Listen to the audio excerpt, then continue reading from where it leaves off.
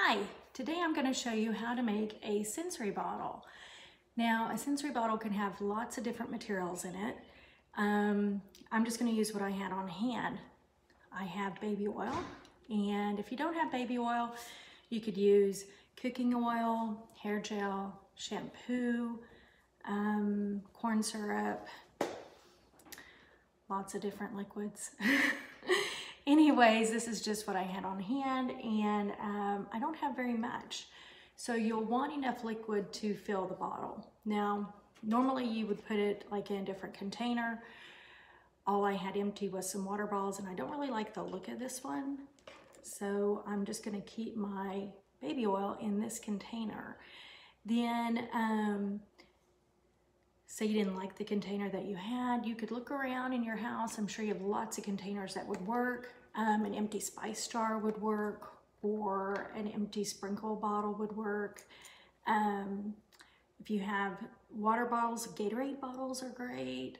Lots of different bottles would work. So what you really want is something that's not breakable though, because the whole intent here is something for the children to play with. So, okay. I just opened up my bottle and there is a spout in the top. So I'm gonna have to take that out, and it just popped right out. So now also, if you were pouring baby oil into another bottle, I would recommend using a funnel so that it doesn't go everywhere. Okay, so now I have this, and then I have a bunch of really pretty sequins. See if I can bring them up there and show them to you. They're stars. I have some pretty blue ones and white ones. Okay, so I'm just gonna put all those in my jar right here, and just gonna drop them in there like so.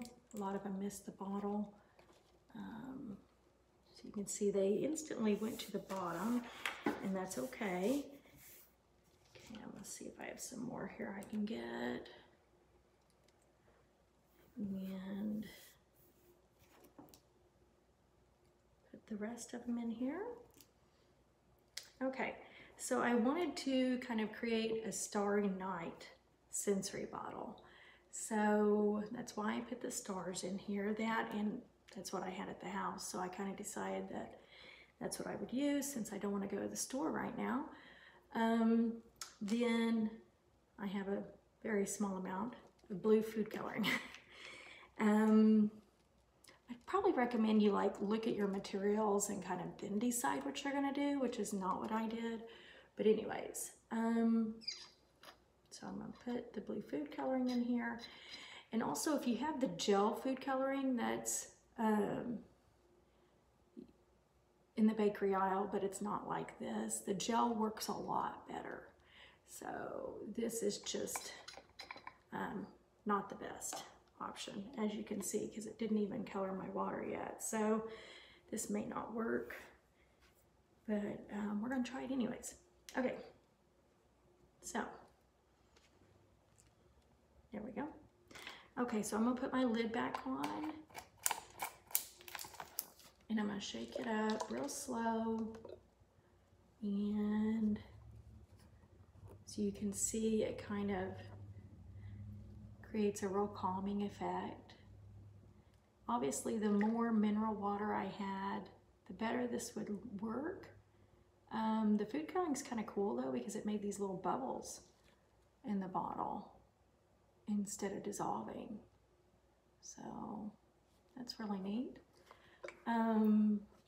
Also, if your bottle has a label on it and you want to get that label off, obviously, you can either soak your water bottle or bottle in soapy water, or you can use Goopy Gone.